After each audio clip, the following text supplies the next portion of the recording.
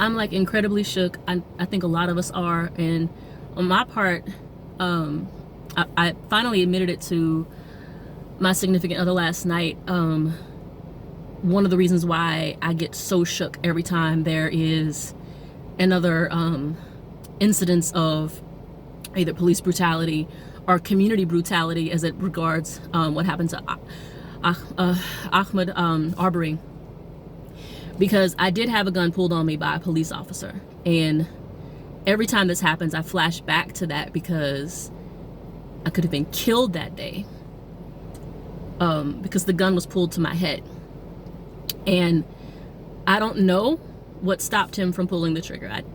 I don't know. I've theorized that maybe it was because he was an older officer and maybe he didn't have PTSD, and I keep thinking about these various theories, but you know what? It doesn't fucking matter. He pulled a gun on me during a traffic stop. He had the gun removed out of his holster when he approached my vehicle. It wasn't even like out of fear in the moment that he grabbed his gun. No, as he walked to my vehicle, had his gun drawn. He was prepared to shoot somebody. And I was scared. And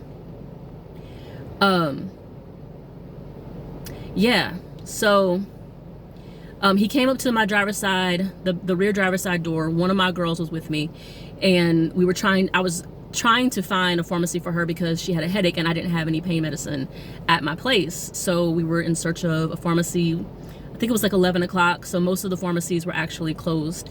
And I made a U-turn because we saw that the pharmacy we were trying to go to was closed. And I was making a U-turn to go to another one that the GPS said was down the street. And as I'm making the U-turn, this police officer like flashes his lights. So I pulled over and I asked my girl, like, was there a sign that said we couldn't do a U-turn right there? And she's like, no, you did everything you were allowed to do. Like, I didn't see anything. So I pull over. The officer walks up very briskly to the driver's side rear door with his gun drawn, bangs on the door, the back door, and tells me to roll down the window. So I'm trying to like yell out the window, sir, my window doesn't roll down. I hadn't gotten it fixed yet. It had like a short or something with the electrical component, but he couldn't hear me. So I put a crack in the door because I was going to say, sir, my window doesn't work, because he wasn't hearing me. Soon as I put a crack in the door, the gun was at my face. And at that moment I realized I could have been killed. Then he very angrily asked me, why didn't I roll down my window? And I said, it's not working.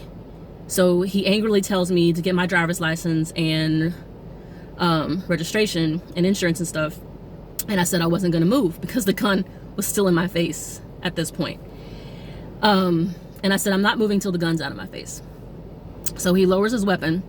He gets a flashlight. He flashes the light in my friend's face, flashes the light in the back seat, and then proceeds to put the flashlight down and says, okay, get your driver's license and registration.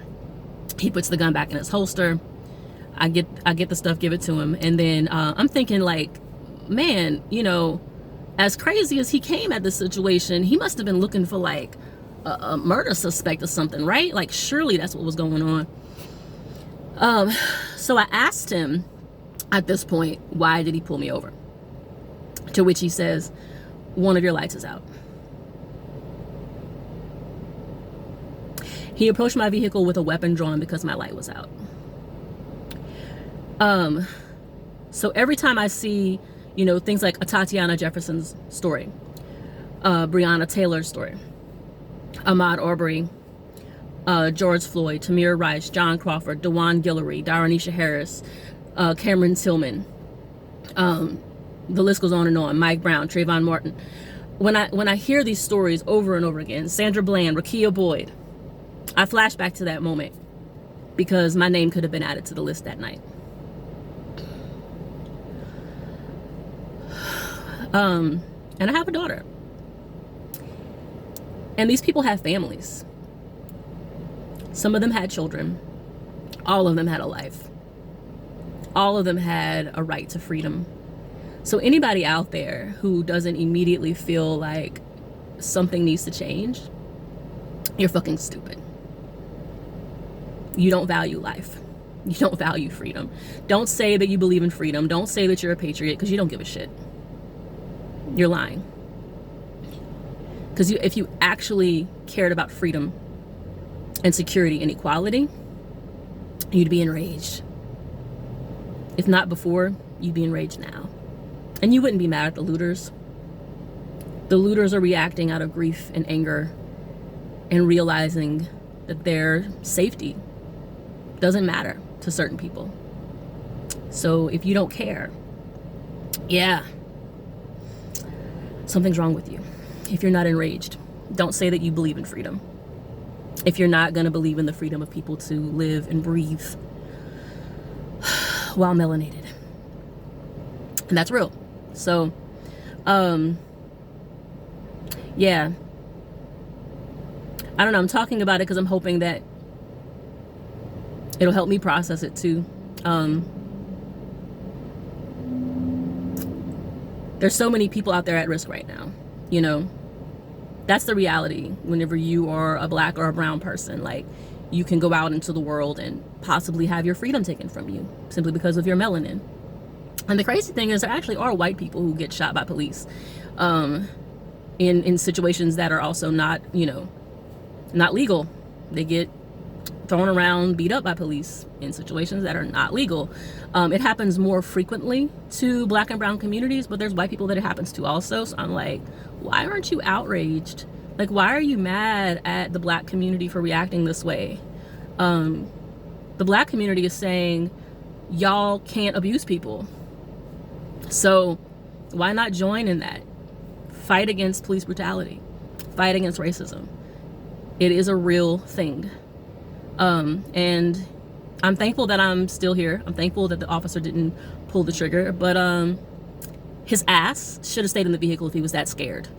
You know, one of my students asked me, why is it that police officers freak out when you get out of the vehicle? Because he had gotten pulled over, and in his country, as in several countries, the protocol is that you get out of your vehicle and that you walk to the back of the vehicle until the police officer instructs you what to do. And so he proceeded to do that because that's what he thought he was supposed to do. When he got pulled over one time, he got out and he went to the back of the vehicle, and the officer immediately started yelling at him and pointing his gun at him. And so he asked me, why did he react that way? And so I had to educate him about the rules here. And then he said, well, that doesn't make sense. He's like, in my country, I have to get out of my vehicle. I have to put my driver's license and any other documents on the, trunk of my vehicle, and wait for the police officer to instruct me from the speaker. I'm like, that makes sense. He can see you now. He can see what you're doing. He can determine if it's a safe situation, and the situation could be handled more peacefully.